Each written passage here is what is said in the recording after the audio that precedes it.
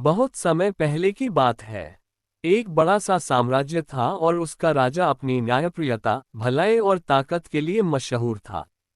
उसकी तलवार जितनी तेज थी, दिल उतना ही नर्म था।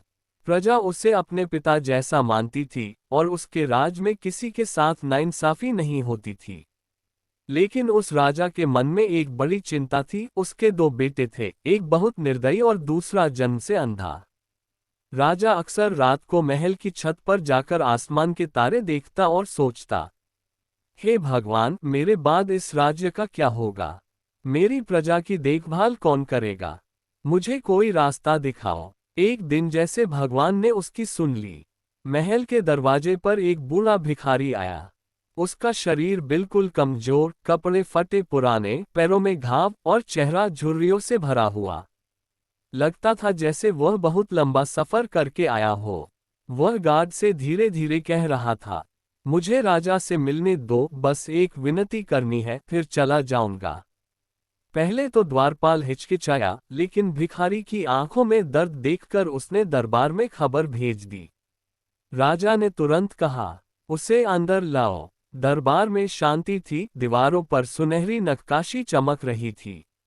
भिखारी कांपते कांपते अंदर आया, झुककर घुटनों पर बैठ गया और हाथ जोड़कर बोला, महाराज, मैं एक गरीब आदमी हूँ। न जमीन है, न पैसा, न कोई सहारा। मेरे दो जुड़वां बच्चे हैं, बेटी सुकन्या जो बहुत समझदार है और बेटा चतुरसेन जो बहुत होशियार है। लेकिन गरीबी की वजह से इन्हें पढ़ाई का मौका नहीं मिला। वह थोड़ा रुका, फिर बोला, मैं अब सब छोड़कर हिमालय जाना चाहता हूँ, बाकी जिंदगी साधना में बिताने के लिए। लेकिन मुझे बच्चों का भविष्य परेशान कर रहा है। कृपा करके इनकी मदद कीजिए। राजा ने नर्म नजर से भिखारी को देखा और पूछा, तुम्हारे बच्चे कहाँ हैं? भिखारी ने पीछे इशारा किया।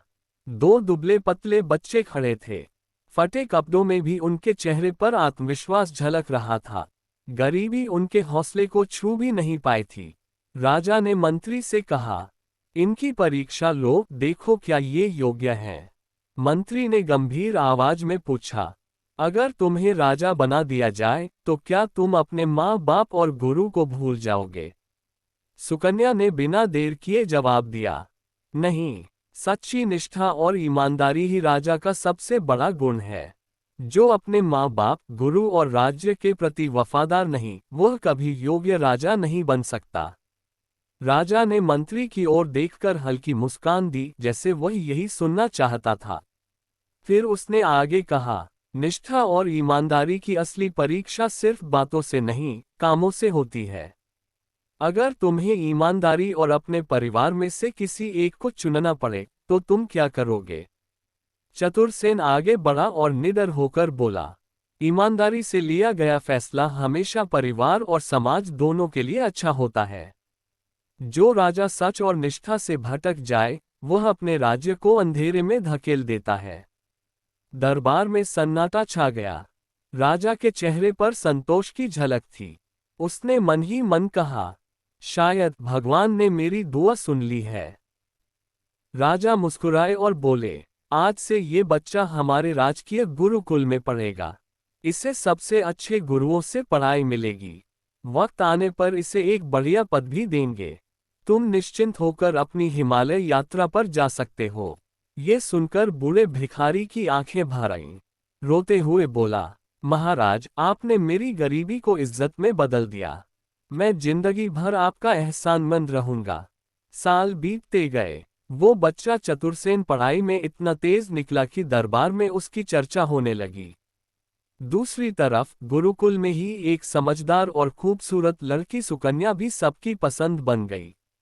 वक्त के साथ दोनों राज्य के सबसे विद्वान लोगों में गिने जाने लगे। उधर राजा अब बूढ़े हो गए थे। एक दिन उन्होंने पूरा दरबार बुलाया और बोले, आज से इस राज्य का नया राजा मेरा बड़ा बेटा वीरसेन होगा। भले ही वो अंधा है, लेकिन बहादुर है। उसका मंत्री होगा चतुरसेन, जिसे मैंने सालों पहले अपनाया था। दरबार में हलचल मच गई, तो राजा ने हाथ उठाकर कहा, वीरसेन की पत्नी होगी सुकन्या, जिसकी बुद्धि बेमिसाल है और मेरा छोटा बेटा वीरभद्र सेनापति बनेगा। ये सुनते ही वीरभद्र के चेहरे पर गुस्सा और जलन साफ दिखने लगी। मन ही मन सोचने लगा, मेरे रहते हुए एक अंधे को राजा और एक नीच घर के चतुरसेन को मंत्री बनाना, ये तो मेरी बेइज्जती है।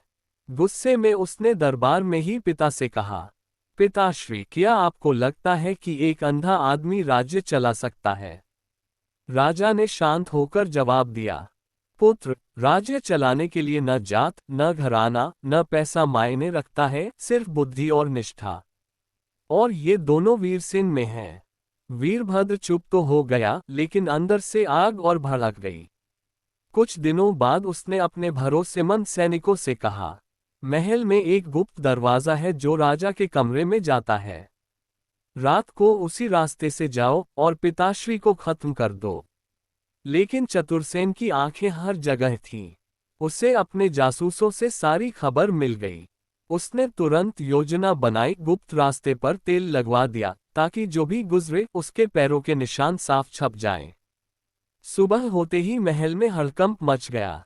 गुप्त रास्ते पर ढेर सारे पैरों के निशान थे। सैनिकों ने उन निशानों का पीछा किया जो सीधे वीरभद्र के सैनिकों के कमरे तक जाते थे। बको पकड़ लिया गया। पूछताछ में उन्होंने सच उगल दिया और वीरभद्र का षड्यंत्र खुल गया। वीरभद्र को दरबार में लाया गया। राजा की आंखों में दुख था। वीरभद्र, तुमने अपने ही भाई को मारने की साजिश रची, यही है तुम्हारी निष्ठा? वीरभद्र सिर झुकाकर बोला, पिताश्री, मुझसे गलती हो गई, माफ कर दीजिए। राजा ने कहा, तुम्हें माफ तो किया, लेकिन अब तुम्हारे सारे अधिकार छीन लिए जाते हैं। तुम महल में सिर्फ एक आम इंसान की तरह रहोगे। वीरभद्र की जलन कम नहीं हुई, बल्कि और बढ़ गई। वहीं अंधा राजा वीरसेन, चतुरसेन और सुकन्या की मदद से बेहतरीन तरीके से राज चलाता रहा। उनकी सूझबूझ के कारण कोई भी राजा को नुकसान नहीं पहुंचा सका। कुछ समय बाद बूढ़े राजा ने औपचारिक रूप से सिंहासन वीरसेन को सौंप दिया। लेकिन राज्याभिषेक के कुछ ही दिनों बाद महाराज का निधन हो गया। पूरा राज्य शोक में डूब गया। हर गली में दीप जलाए गए और मंदिरों में उनके लिए प्रार्थनाएं हुई। सुबह से ही महल के माहौल में कुछ अजीब सा सन्नाटा पसरा था। न दालान में वैसी रौनक थी, न आंगन में बच्चों की किलकारियां। हवाओं में भी जैसे कोई अनकहा डर तैर रहा हो। सिंहासन कक्ष में राजा वीरसेन अपने सोने से जड़े बड़े से सिंहासन पर बैठे थे। उनके नेत्र भले ही संसार का रंग न देख पाते हो, पर चेहरे की रेखाओं में उनकी वीरता और सालों का अनुभव साफ झलकता था। उनके सामने चतुर मंत्री चतुरसेन खड़ा था। माथे पर बल, चेहरे पर चिंता की गहरी लकीरें। उसने हाथ जोड़कर कहा, महाराज, ये शादी का प्रस्ताव मुझे ठीक नहीं लग रहा। आप नेत्रहीन हैं और राजकुमारी चंद्रलेखा का सौंदर्य, उसका तो हर कोई दीवाना है। सोचने वाली बात है कि वो अचानक आपसे विवाह क्यों करना चाहती है। राजा कुछ देर चुप रहे, फिर धीमे स्वर में बोले, तुम्हारी बात में तर्क है मंत्री, मुझे भी जानना होगा कि उसके मन में क्या है। राजा ने अपने लेखक को बुलवाया और खुद ही एक पत्र डिक्टेट किया। राजकुमारी, आप जैसी सुंदर और योग्य कन्या मुझ जैसे नेत्रहीन राजा से विवाह क्यों करना चाहती हैं? अगले ही दिन दरबार मानो सोने चांदी से सज गया। राजकुमारी चंद्रलेखा खुद आई थी। लाल रेशमी लिबास, माथे पर हीरे का टीका और हल्की सी मुस्कान के साथ धीमे धीमे कदम बढ़ाती हुई वह भीतर आई। उसकी चाल में इतना नजाकत था कि दरबार के कई दरबारी सांस लेना भूल गए। वो सीधे सिंहासन के पास आए और मीठी आवाज में बोली, महाराज, मैंने आपकी वीरता और न्यायप्रियता के किस्से सुने हैं। आप नेत्रहीन होते हुए भी इतने शक्तिशाली हैं कि पूरा जग आपको मानता है। मैं चाहती हूं कि अपना जीवन ऐसे राजा के साथ बिताऊं। वो झुककर राजा के हाथों को अपने हाथों में ले लेती है। महाराज, मेरा दिल सिर्फ आपका है। अगर आपने मना कर दिया तो मैं जिंदगी भर अकेली रह जाऊंगी। राजा के दिल में हलचल मच गई। इतना प्यार और सम्मान किसी ने पहले कभी नहीं दिया था। राजकुमारी, आपका प्रेम और समर्पण मुझे छू गया, राजा ने भावुक होकर कहा। पर चतुरसेन फिर भी चुप न रहा। महाराज, ये सिर्फ प्रेम नहीं, मुझे इसमें कुछ और दिख रहा है। निर्णय लेने में जल्दबाजी न करें।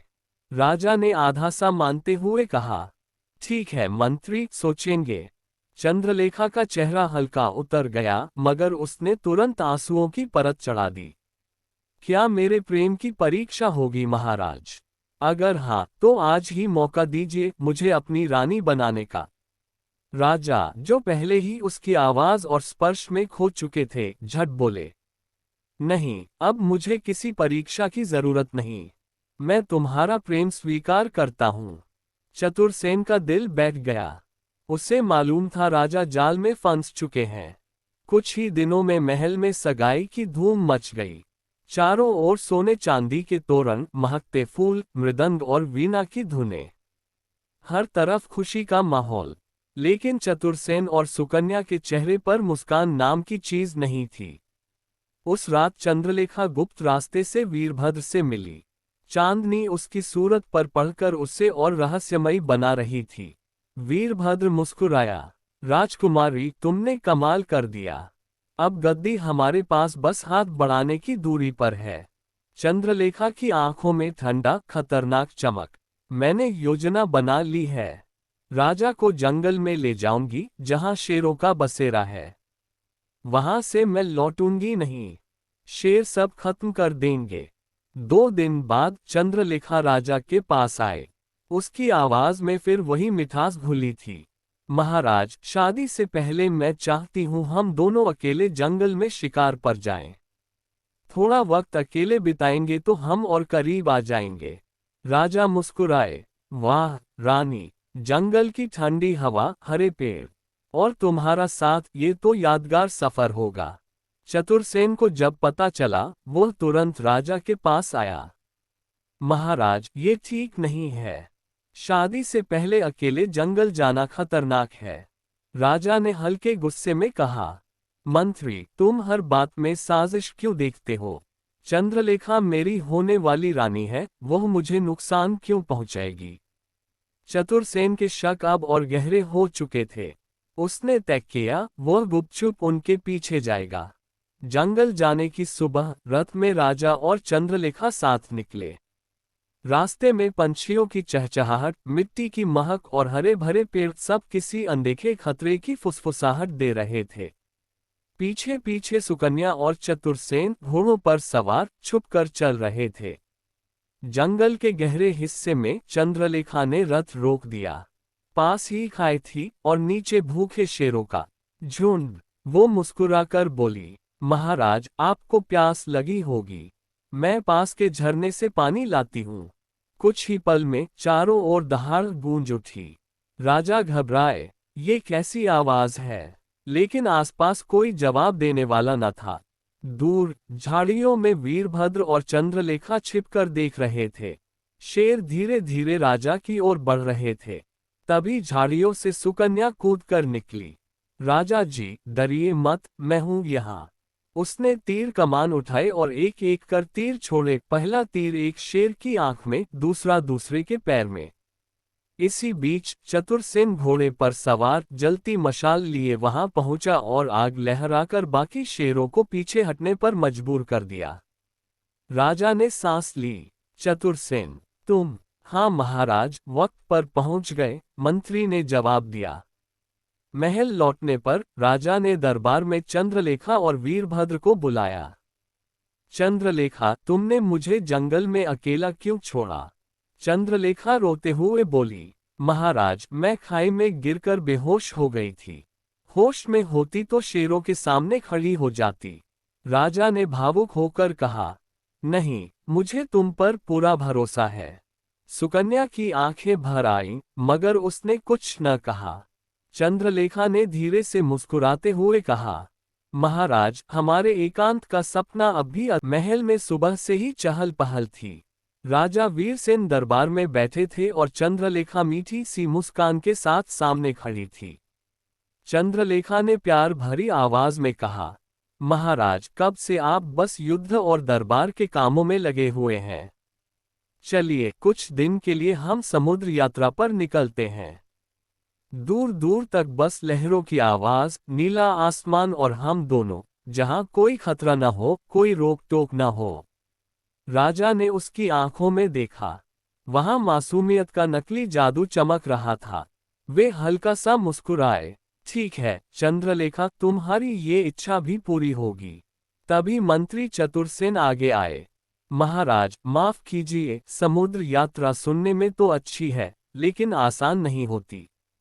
पहले पुख्ता सुरक्षा इंतजाम जरूरी है। समुद्र कब शांत रहे और कब तूफानी हो जाए, कोई भरोसा नहीं। बस इतना सुनना था कि चंद्रलेखा ने तुरंत नाटकीय अंदाज में आंसू भर लिए और राजा के पैरों में बैठ गई।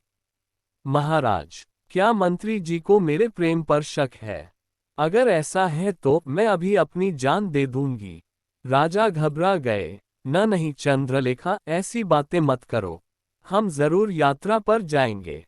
फिर चतुरसेन की तरफ मुड़े। मंत्री जी, आपको मेरे सुख की चिंता नहीं है क्या? मैं अपनी रानी के साथ वक्त बिताना चाहता हूँ, आप फालतू चिंता न करें।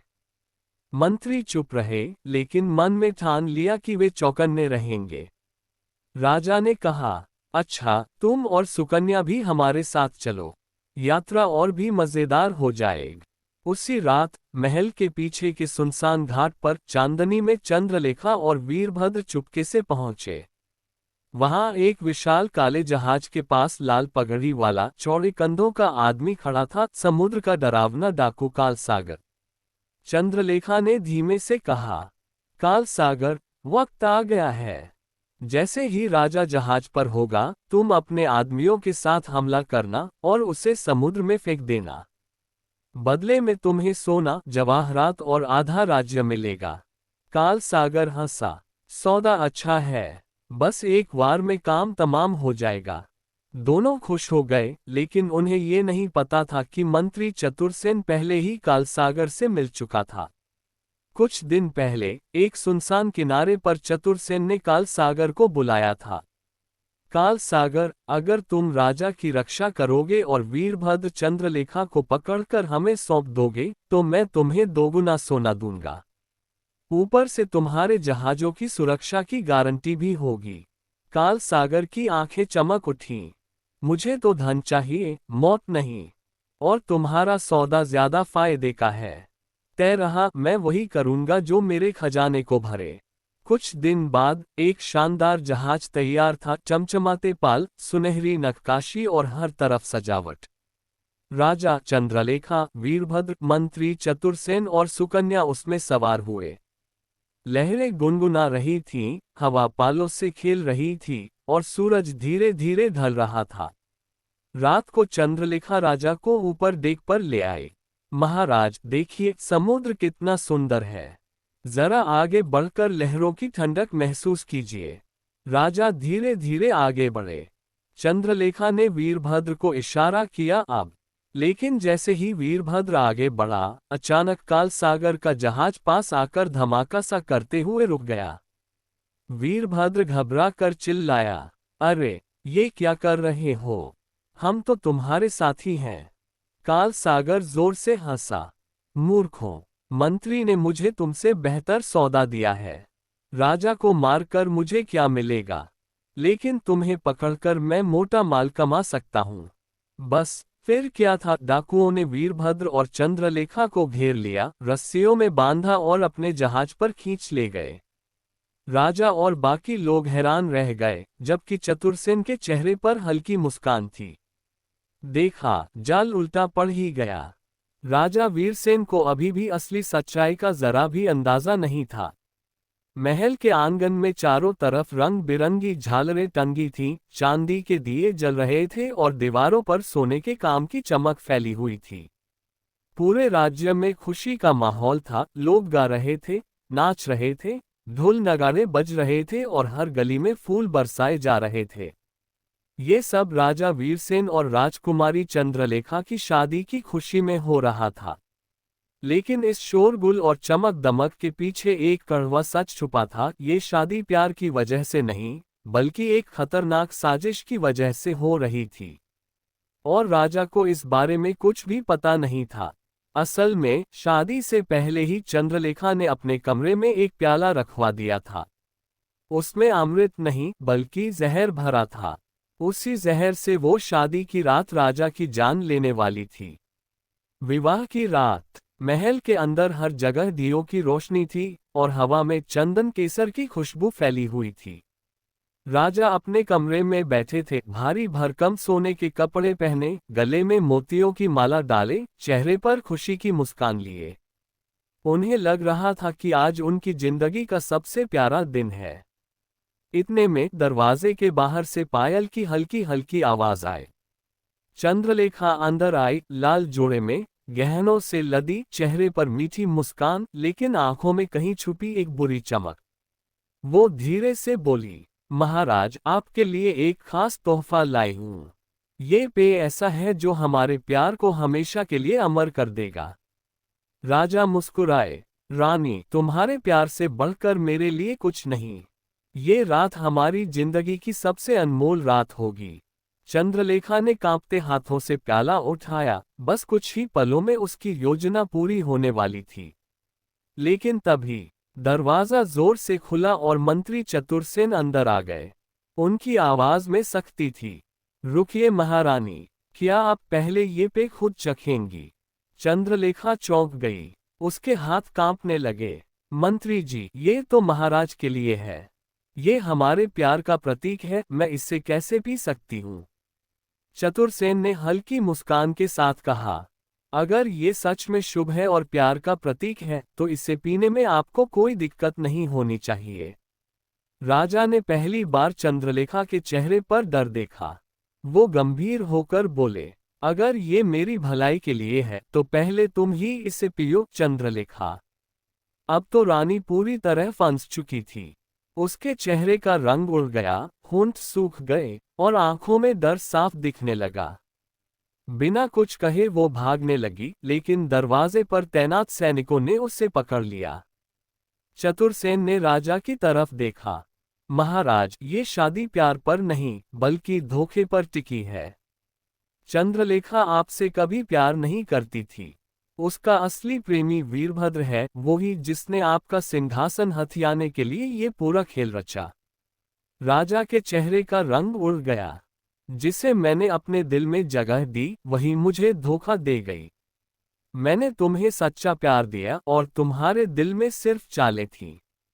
राजा ने आदेश दिया, सैनिकों, चंद्रलेखा और वीरभद्र को तुरंत जेल में डाल दो। वीरभद्र, जो दरबार से भागने की कोशिश कर रहा था, पकड़ा गया। कुछ दिन बाद उसे गद्दारी के जुर्म में फांसी दे दी गई और चंद्रलेखा को उम्र कैद की सजा मिल गई। राजा का नया फैसला। महल में शांति लौट आई, लेकिन राजा के दिल पर जो चोट पड़ी थी वो आसानी से भरने वाली नहीं थी। एक शाम राजा महल की छत पर खड़े आसमान देख रहे थे। ठंडी हवा चल रही थी और उनके कानों में अपने पिता की बातें गूंज रही थीं। पुत्र, सुकन्या तुम्हारे लिए सबसे सही जीवन संगिनी है। राजा ने मन ही मन कहा, मैंने भावनाओं में बहकर बहुत बड़ी गलती की। अब ये गलती नहीं दोहराऊंगा। अगले दिन दरबार में उन्होंने सबके सामने ऐलान किया, मेरे पिता ने जिनके साथ मेरा विवाह तय किया था वही मेरी सच्ची जीवन संगिनी होगी। मैं सुकन्या से विवाह करूंगा। सुकन्या, जो हमेशा राजा से निस्वार्थ प्रेम करती थी, की आंखों में खुशी के आंसू आ गए। कुछ ही दिनों बाद राजा वीरसेन और सुकन्या की शादी पूरे धूमधाम से हुई। चतुरसेन, जो हर मुश्किल में राजा के साथ रहा, उनका सबसे बड़ा सलाहकार बन गया। राजा ने कहा, चतुरसेन, तुम्हारी वफादारी और समझदारी ने मुझे अंधेरे से बाहर निकाला है। तुम हमेशा मेरे साथ रहोगे। चतुरसेन ने मुस्कुराकर कहा, महाराज, जब तक मैं जिंदा हूं आपके और राज्य की सेवा करता रहूंगा। समय के साथ राजा वीरसेन और सुकन्या के राज में राज्य फिर से खुशहाल हो गया और चारों तरफ शांति और सुख फैल गया। शादी टूटने और सच सामने आने के बाद चंद्रलेखा को लोहे की जंजीरों में बांधकर महल के पीछे बने पुराने किले के कारागार में ले जाया गया। ये जेल अंधेरी, सीलन भरी और बदबूदार थी, जहां सूरज की रोशनी शायद ही कभी आती हो।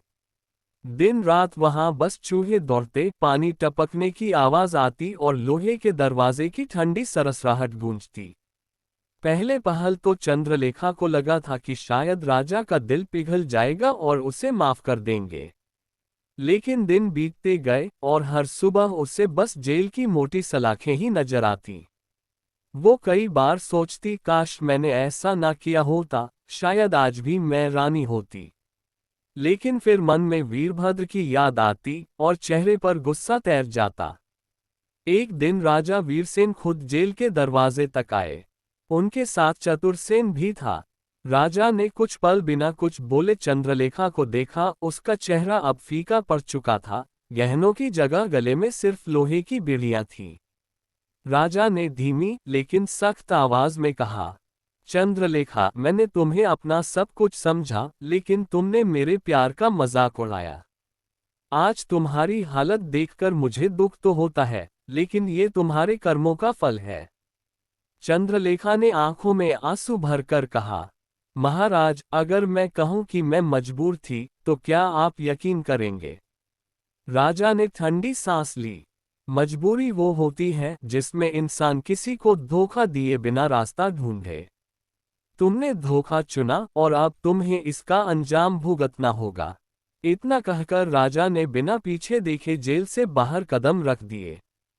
चंद्रलेखा सलाखों के पीछे खड़ी उनकी जाती हुई परछाई को देर तक देखती रही, लेकिन अब उसके और राजा के बीच सिर्फ लोहे की दूरी नहीं, बल्कि टूटे भरोसे की दीवार खड़ी हो चुकी थी।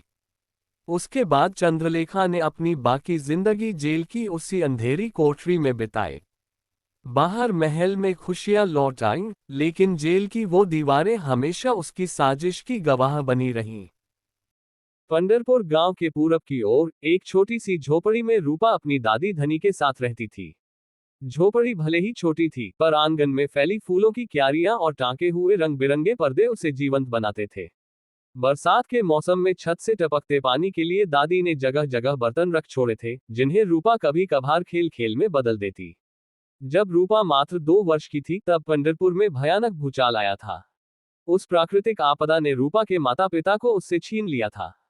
तब से दादी धनी ने ही रूपा का पालन पोषण किया था। दादी धनी बुजुर्ग थी, उनके चेहरे पर जीवन के अनुभवों की गहरी लकीरें थीं, पर उनकी आंखों में अब भी वही चमक थी जो कभी जवानी में रही होगी। एक सुबह सूरज की किरणें झोपड़ी की खिड़की से झांक रही थीं। रूपा आंगन में रखी खाट पर सूख रहे पापड़ों को हवा दे रही थी। दादी, रूपा ने उत्साह से आवाज लगाई, आज तो मैं भी आपके साथ पापड़ बेचने जरूर आऊंगी। दादी रसोई से निकल कर आई, हाथों में आटे के निशान अभी भी ताजे थे। अच्छा मेरी प्यारी बच्ची, वे प्यार से मुस्कुराई, पहले जो पापड़ सूख गए हैं, उन्हें इकट्ठा तो कर ले एक थैले में। जल्दी कर, फिर हम दोनों खाना खाकर निकल जाएंगे। जी दादी, रूपा ने झट से कहा और पापड़ों की ओर बढ़ गई। वह एक एक करके पापड़ों को देखती, जो सूखे लगते उन्हें सावधानी से एक थैली में रखती। काम करते करते उसके मन में विचार आया, बेचारी दादी इतने सालों से लोगों से मांग मांग कर लाए अनाज से पापड़ बनाती हैं और मेरी पढ़ाई का खर्च उठाती हैं। दादी के लिए मुझे कुछ करना चाहिए। उसी समय दादी की आवाज आई, रूपा, ए रूपा, चल जल्दी, रोटी ठंडी हो जाएगी, उससे पहले खाना खा ले। आए दादी, बस आए, रूपा ने जवाब दिया। रूपा ने पापड़ों का थैला एक तरफ रखा और कुछ सूखे पापड़ अलग कर दिए।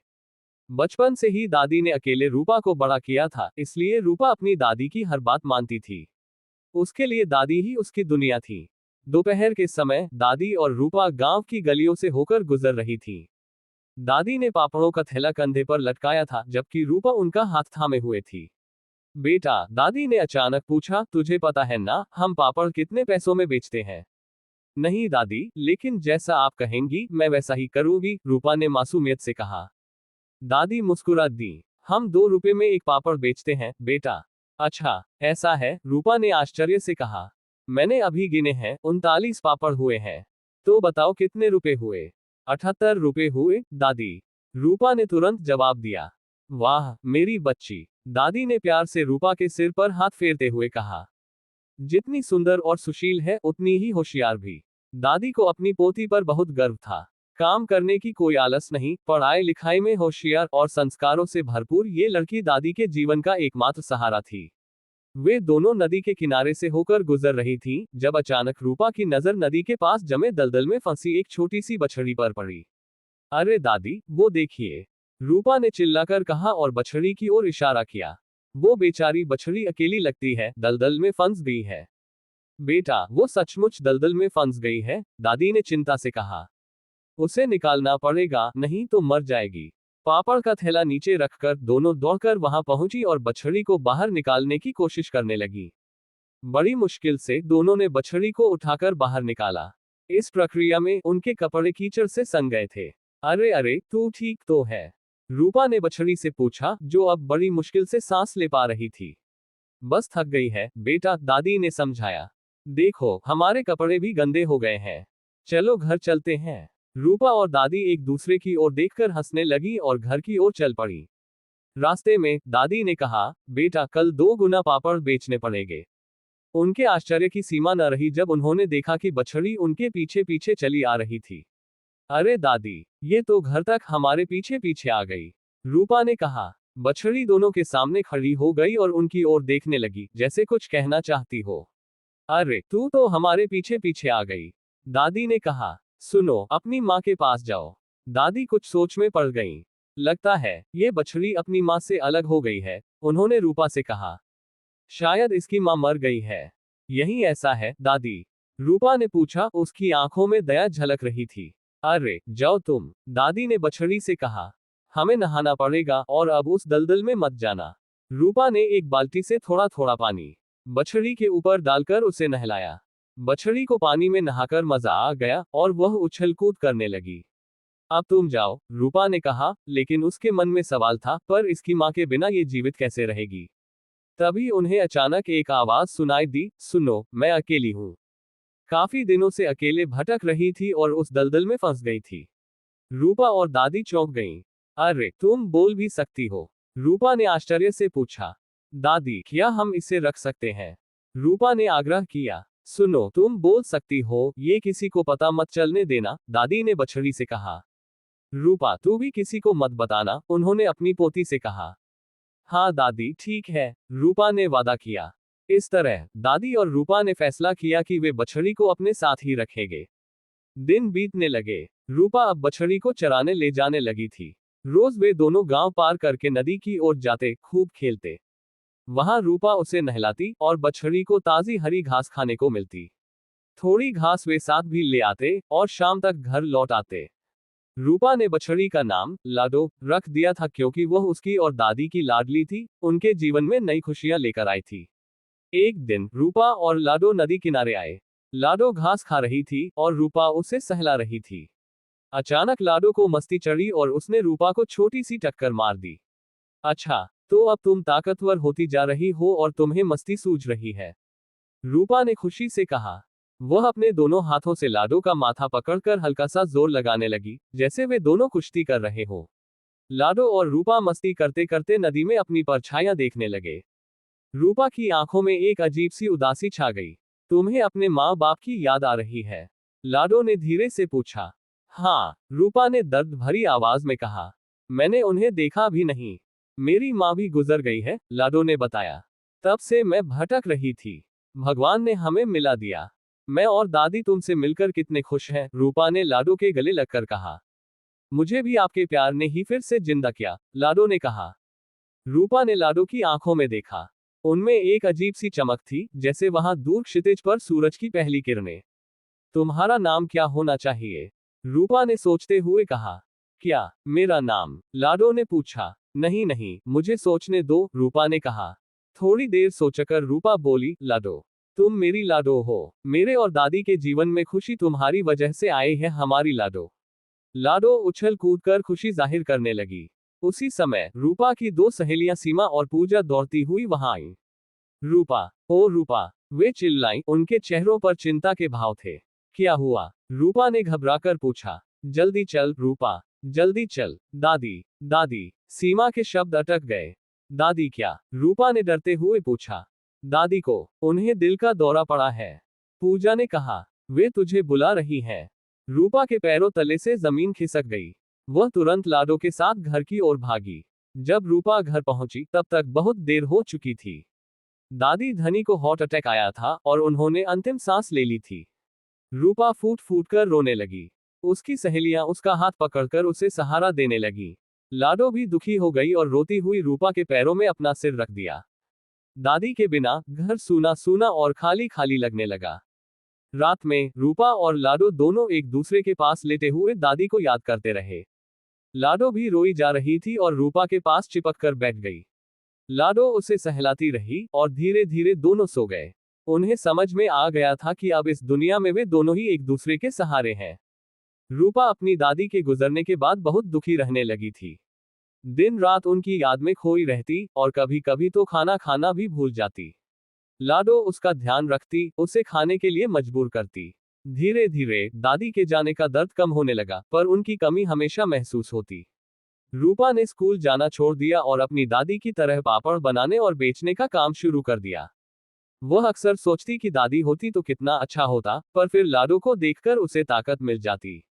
5 साल बीत गए। लाडो अब एक सुंदर गाय बन गई थी। रूपा आंगन में खटिया पर पापड़ सुखा रही थी और लाडो पास में बैठी घास खा रही थी। दादी, रूपा ने आकाश की ओर देखते हुए कहा, आपके जाने के बाद कुछ अच्छा नहीं लगता। क्यों छोड़ गई आप? मम्मी पापा के बाद आप ही मेरा सब कुछ थी। उसकी आवाज सुनकर लाडो खाना छोड़कर वहां आए और रूपा को छोटी सी टक्कर मारी। रूपा का दिल रखने के लिए वह अक्सर ऐसा करती थी ताकि दोनों की मस्तियां शुरू हो जाएं। अरे लाडो, तू इतनी बड़ी हो गई है, लेकिन तेरी शैतानी अब तक नहीं गई। रूपा ने मुस्कुराते हुए कहा। लाडो फिर से उसे धक्का देती है। इतनी खूबसूरत हो गई हो, फिर भी दिन रात रोती रहती हो। ऐसे कैसे घर बसेगा? लाडो ने गंभीरता से कहा। रुक तू शैतान, कहेगी, हम समझती नहीं। अब तेरा वजन बढ़ गया है मेरे हाथों की रोटियां खाते खाते। रूपा ने पलटवार किया। दोनों हंसने लगी। दादी के जाने के बाद रूपा एकदम से बदल गई थी। अपने काम में इतना डूब गई थी कि दूसरी लड़कियों की तरह उसे सजने संवरने का ख्याल भी नहीं आता था। फिर भी उसका रूप मानो पिघलता सोना था, प्राकृतिक, शुद्ध और निखरा हुआ। सभी लड़कियां उससे जलती थीं कि सारा दिन काम करने के बावजूद बिना श्रृंगार के भी वह इतनी खूबसूरत कैसे है। एक दिन रूपा की सहेली सीमा उसके घर आई। सुन रूपा, तू कहाँ रहती है? पिछले 1 हफ्ते से तू खेलने नहीं आई है, सीमा ने शिकायत की। हाँ यार, बहुत दिन हो गए, रूपा ने माना। अब भूल जाओ यार। क्या भूल जाओ यार? दादी के जाने के बाद तो सिर्फ लाडो और तुम दोनों मेरी जिंदगी थे। अब पूजा ने भी छोटी बात पर झगड़ा कर लिया। यार, 2 हफ्तों में मेरी शादी है, सीमा ने खुशी से बताया। मैं चाहती हूँ मेरी दोनों सहेलियां आए। तू तो अभी से मुझसे दूर रहने लगी। ऐसा नहीं है, रूपा ने अपना पक्ष रखा। मैं सोच रही थी अपना आंगन साफ करके यहाँ कुछ सब्जियां उगा लूं। बस इसी काम में बिजी थी। अरे लाडो, सीमा ने पीछे मुड़कर देखा जहां लाडो चुपचाप खड़ी थी। याद है बचपन की बातें? हम सब पहले कितना खेलते थे। दोनों सहेलियां अपनी पुरानी यादों में खो गईं, कैसे वे नदी किनारे खेला करते थे, एक दूसरे को पकड़ने की कोशिश करते, नदी में नहाते। पकड़ पकड़ मुझे, सीमा की आवाज गूंजी। तू पूजा, मोटी होती जा रही है। रूपा की आवाज याद आई। रुक रुक रुक, मैं पकड़ती हूँ। पूजा की आवाज भी याद आई। मोटी होगी तू, मुझे तू पकड़ नहीं सकती। रूपा की आवाज। मैं तो चली नदी में नहाने। सीमा की आवाज। रुको रुको, मैं भी आ रही हूँ। यह आवाज वर्तमान से थी, लाडो की, जिसने अचानक बोलना शुरू कर दिया था। उसको सुनते ही पूजा और सीमा चौंक गईं। रूपा ने लाडो को गुस्से से इशारा किया, क्या कर रही है? लाडो अपनी गलती समझकर झट से बछड़ी की तरह बोलने लगी, मुंह मुंह। उनका ध्यान बटाने के लिए सीमा और पूजा एक दूसरे की ओर देखकर मुस्कुराई। तेरी गाय भी कितनी प्यारी है। उस दिन के बाद रूपा और लाडो फिर से रोजाना नदी किनारे जाने लगे। रूपा पापड़ों का काम निपटाकर लाडो के साथ वहां आराम करती, कभी कभी सब्जियां और जंगली फल भी इकट्ठा करती। एक सुबह रूपा और लाडो नदी किनारे थे। रूपा पत्थर पर रोटियां बना रही थी और लाडो पानी में नहा रही थी। मुझे तो पानी में खूब नहाना है, लाडो ने पानी में छलांग लगाते हुए कहा। हाँ हाँ, तू नहाया कर, रूपा ने मुस्कुराते हुए कहा। मैं काम ही करती रहूं, तुझे क्या नहाने की जरूरत है? इतनी सोनी तो लग रही है तू। तू अपना मुंह बंद कर, समझी? लाडो ने मजाक में चिल्लाया और हंसते हुए पानी में फिर से छलांग लगा दी। अब मैं थोड़ी सब्जियां और दाने जंगल से ले लेती हूँ, रूपा ने कहा। फिर खाना यहीं बना लूंगी। आज बहुत काम है। तभी एक अनजान आवाज ने उसका ध्यान खींचा, सुनिए। रूपा ने मुड़कर देखा तो एक अजनबी युवक वहां खड़ा था। आप कौन है? रूपा ने सावधानी से पूछा। आप कौन है, साहब? उसने फिर से पूछा, जब अजनबी ने तुरंत जवाब नहीं दिया। जी, मैं इस गांव में नया आया हूं, युवक ने मुस्कुराते हुए कहा। रूपा उसे भाव दिए बिना अपना काम करती रही। गांव में किस लिए? उसने पूछा, बिना उसकी ओर देखे। मैं इस गांव का पहला वाटर सप्लाई मैनेजर हूं, युवक ने गर्व से बताया। मतलब, मुझे शहर से यहां पानी की लाइन लाने के लिए चेकिंग इंस्पेक्टर के तौर पर रखा गया है। तो चेकिंग कीजिए, रूपा ने सपाट आवाज में कहा, फिर से अपने काम में लग गई। क्या? युवक मन ही मन सोचने लगा। इतनी सुंदर और इतनी खड़ूस, कैसी अजीब लड़की है। ठीक है, उसने अंततः कहा।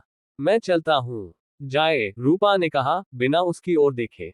जैसे ही वह युवक चला गया, लाडो पानी से बाहर निकली। अरे रूपा, कौन थे ये भाई साहब? उसने पूछा। नए आए हैं गांव में, रूपा ने बताया, रोटियां बनाते हुए। चेकिंग करेंगे कहते हैं। लाडो ने कहा। मैं तो नहा लिया है, तो खाना खा ले। मैं तो आज 2 रोटियां खाऊंगी। ठीक है, रूपा हंसी। रोटियां बनाकर उसने उनमें ढेर सारा घी डाला और लाडो को दे दिया। फिर अपने थैले से अचार निकालकर वह अपनी रोटी खाने लगी। वह युवक, जिसका नाम कुमार था, अभी भी थोड़ी दूर से उन्हें देख रहा था।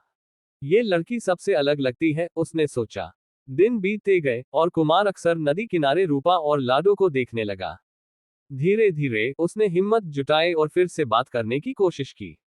एक दिन जब रूपा अपने बगीचे में सब्जियां लगा रही थी, कुमार वहां आया। सुनिए, उसने आवाज दी। जी, रूपा ने पूछा, मिट्टी से सने हाथों को झाड़ते हुए। मुझे एक काम था, कुमार ने हिचकिचाते हुए कहा।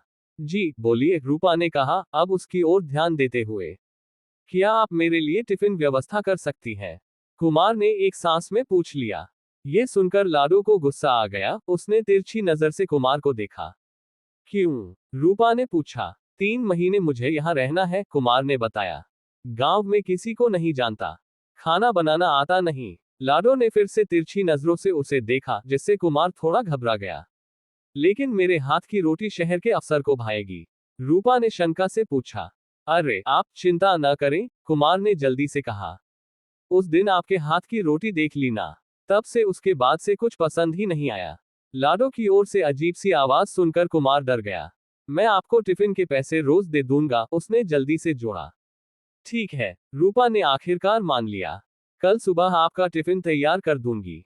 लाडो ने कुमार की ओर फिर से देखा और कुमार डरकर भाग गया। क्यों उसे डरा रही है? रूपा ने लाडो से पूछा, जब कुमार चला गया। तो उसे रोज झेलना है, लाडो ने मुंह फुलाकर कहा। लेकिन क्यों? रूपा ने पूछा। अरे यार, वो टिफिन के पैसे देगा, हमारी अच्छी अच्छी कमाई होगी। लाडो ने फिर से मुंह फुला लिया। इस तरह धीरे धीरे रूपा और कुमार के बीच बातचीत शुरू हुई। रूपा रोज उसके लिए टिफिन बनाती और कुमार उसे लेने आता। वे अक्सर बातें भी करने लगे, अपने अतीत के बारे में, अपने सपनों के बारे में। क्या हुआ था आपके माता पिता को? एक दिन कुमार ने पूछा। हमारे पहले से कोई आमदनी नहीं थी, रूपा ने बताया। मम्मी पापा मजदूरी करते थे, लेकिन वे भूचाल में गुजर गए। फिर दादी पापड़ बेचकर घर चलाती थी। 5 साल पहले वो भी चली गईं। मुझे काफी दुख है इस बात का, कुमार ने सहानुभूति से कहा। मैं अनाथ आश्रम में पढ़कर बड़ा हुआ और अफसर बना। दोनों एक दूसरे की आंखों में देखने लगे। रूपा टिफिन एक तरफ रखकर कुमार के सामने देखने लगी। उसमें उसे अपनी कहानी दिखने लगी, एक अनाथ बच्चा जो अपने बल पर आगे बढ़। 2 महीने बीत गए। एक दिन रूपा और लाडो आंगन में बैठे थे। तेरा पेट थोड़ा बढ़ गया है, रूपा ने ध्यान से लाडो को देखते हुए कहा। घास कुछ ज्यादा ही खा रही है क्या? नहीं नहीं, ये बात नहीं है, लाडो ने शर्माते हुए कहा। तो आजकल कुमार का विरोध भी नहीं करती, रूपा ने छेड़ा। मैं क्यों विरोध करूंगी, लाडो ने धीरे से जवाब दिया। तू खुद मौसी बनने वाली है। ये सुनकर रूपा की खुशी का ठिकाना नहीं रहा। क्या कह रही है? उसने हैरान होकर पूछा। सच में? हाँ, लाडो ने मुस्कुराते हुए कहा। रूपा उसे गले लगा लेती है। छुपे रुस्तम, पहले क्यों नहीं बताया? बस देख रही थी कब तू कुमार से फ्री हो तो मैं बात करूं। बस मैं तो सिर्फ टिफिन व्यवस्था करती हूँ, रूपा ने हंसते हुए कहा। बछड़ी समझा है क्या? लाडो आज घास चरने नहीं गई, कुमार ने आते ही पूछा। अरे, वो पेट से है, रूपा ने खुशी से बताया। आराम कर रही है। वाह, क्या बात है, कुमार ने मुस्कुराते हुए कहा। उसे पता नहीं था कि लाडो बोल सकती है, इसलिए वह उसे देखकर भी दंग नहीं हुआ। अचानक लाडो की तबीयत बिगड़ने लगी। वह उल्टियां करने लगी और कमजोर होने लगी। क्या हुआ तुझे? रूपा ने घबराकर पूछा। कुछ बोलती क्यों नहीं? लाडो, लाडो। रूपा उसे जगाने की कोशिश करने लगी, लेकिन वह प्रतिक्रिया नहीं दे रही थी। कुमार लाडो के गले में हाथ लगाकर देखता है। सुनो, उसकी आवाज भारी हो गई। लाडो, लाडो नहीं रही। नहीं, ऐसा नहीं हो सकता। रूपा चीख पड़ी। हे भगवान, बेचारी ने मेरा क्या बिगाड़ा था? अपने बछड़े को जन्म देने वाली थी वो अब। कुमार रूपा को संभालने की कोशिश करता है। वह उसका हाथ पकड़कर उसे खड़ा करता है, लेकिन रूपा टूट चुकी थी। पहले माता पिता, फिर दादी, और अब लाडो उसका अकेला साथी, उसकी दोस्त, उसकी बेटी जैसी। लाडो के जाने से रूपा एकदम टूट गई। वह दिन भर रोती रही, न खाना खाया, न पानी पिया। कुमार उसके पास ही रहा, उसे संभालता रहा। शाम को जब रूपा थोड़ी शांत हुई, कुमार उसके पास आया। सुनो, उसने धीरे से कहा, तुम रो मत। क्यों न रो, कुमार? रूपा ने दर्द भरी आवाज में पूछा। मेरी जिंदगी ऐसे ही बीती है। पहले मम्मी पापा के बिना दादी के साथ पली बड़ी। मुश्किल से दो सहेलियां बनी, उनमें से एक से लड़ाई हो गई, दूसरी ब्याह के चली गई। दादी और मैं अकेले थे, तब लाडो हमें मिली। दादी भी छोड़कर चली गई। अब ये लाडो भी। सुनो, कुमार ने उसका हाथ पकड़ लिया। मैं बहुत दुखी हूं तुम्हारी हालत देखकर। मैं समझता हूं तुम्हारा दर्द। इसीलिए मैं तुमसे एक बात कहना चाहता हूं। क्या है? रूपा ने पूछा, आंसुओं से भरी आंखों से उसे देखते हुए। मैं तुमसे प्यार करता हूं, कुमार ने सीधे कहा, और मैं जानता हूं कि तुम भी मुझे पसंद करती हो। मुझे तुमसे शादी करनी है। अरे नहीं नहीं, रूपा ने तुरंत इनकार कर दिया। मैं अपनी लाइफ में कभी खुश नहीं हुई। तुम्हें कैसे खुश रखोगी, कुमार? मैं खुश रहने के लिए नहीं, कुमार ने गंभीरता से कहा, बल्कि तुम्हारे जीवन में तुम्हारा सहारा बनकर तुम्हें खुश रखने के लिए तुम्हें ये बात कह रहा हूं। लेकिन लेकिन रूपा हिचकिचाई। गांव की अनपढ़ गंवार लड़की, और ऊपर से गरीब, और तुम अफसर। मुझे ऐसी ही लड़की चाहिए अपने जीवन में, कुमार ने मुस्कुराते हुए कहा, जो अच्छी, संस्कारी, समझदार, घर संभालने वाली, वफादार और गरीब लड़की हो, लेकिन दिल से अमीर हो। अब मना मत करना। रूपा कुमार को गले लगाकर रोने लगी। आखिरकार रूपा के जीवन में उसे समझने वाला कोई आया था, एक ऐसा इंसान जो उसके दुखों को अपना दुख मानता था। समय का पहिया आगे बढ़ता गया। रूपा और कुमार की शादी गांव में धूमधाम से हुई। बचपन से रूपा ने तकलीफें झेली थी, लेकिन अब उसके जीवन में खुशियां आने लगी थी। हालांकि वह अभी भी अपनी बेस्ट फ्रेंड लाडो को याद करके रोज रोती थी। एक दिन कुमार ने रूपा को अपने गांव के पास एक नए घर में ले जाने का फैसला किया। वह चाहता था कि रूपा के जीवन में नई शुरुआत हो, नए सिरे से। क्या तुम खुश हो? कुमार ने रूपा से पूछा, जब वे अपने नए घर की देहरी पर खड़े थे। हूँ, रूपा ने धीरे से कहा। पर कभी कभी लगता है, क्या मैं कभी सच में खुश हो पाऊंगी? जरूर होगी, कुमार ने आश्वासन दिया। समय सब कुछ ठीक करता है। एक सुबह जब रूपा अपने नए घर के आंगन में सब्जियां लगा रही थी, अचानक कुमार दौड़ता हुआ आया। रूपा, ए रूपा, उसकी आवाज में उत्साह था। क्या है? रूपा ने पूछा, अपना काम छोड़कर देखो जरा वहां। कुमार ने घर के पीछे के बाड़े की ओर इशारा किया। रूपा वहां गई और देखा वहीं, जहां लाडो की जगह थी, एक नन्ही सी बछड़ी खड़ी थी, बिल्कुल लाडो जैसी। ये, रूपा की आंखें खुशी के आंसुओं से भर गईं। हाँ, तुम्हारी लाडो, कुमार ने प्यार से कहा। बिल्कुल लाडो जैसी है ना? रूपा दौड़कर बछड़ी के पास गई। वह बिल्कुल लाडो जैसी थी, वही आंखें, वही रंग, वही भोलापन। कहाँ से मिली? रूपा ने पूछा, बछड़ी को गले लगाते हुए। गांव के पड़ोस के एक किसान की गाय ने बछड़ी को जन्म दिया, कुमार ने बताया। जब मैंने उसे देखा तो मुझे तुरंत लाडो की याद आ गई। मैंने उसे खरीद लिया। धन्यवाद, रूपा ने कहा, आंसुओं से भरी आंखों से। तुम नहीं जानते तुमने क्या किया है। बछड़ी ने अचानक रूपा की ओर देखा और हल्के से सिर हिलाया, जैसे कि हाँ में जवाब दे रही हो। रूपा हैरान रह गई। क्या हो सकता है कि तुम बोल सकती हो? रूपा ने धीरे से पूछा। बछड़ी ने फिर से हल्के से सिर हिलाया। लाडो, रूपा ने चीखकर कहा और उसे गले लगा लिया। तुम वापस आ गई। जिंदगी हमेशा नए मौके देती है, रूपा, बछड़ी ने धीरे से कहा, केवल रूपा के ही सुनने लायक आवाज में। जैसे तुम्हें कुमार के रूप में मिला, वैसे ही मुझे भी। रूपा ने लाडो को और कसकर गले लगा लिया।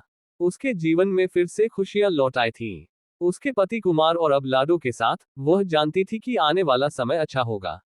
अब की बार, रूपा ने कुमार की ओर देखते हुए कहा, मैं तुम्हें सच में खुश रखूंगी।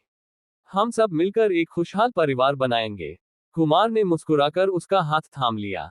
आकाश में सूरज चमक रहा था और हवा में खुशियों की सुगंध थी। पंढरपुर गांव में एक नई कहानी की शुरुआत हो रही थी, प्यार, विश्वास और नई उम्मीदों की कहानी।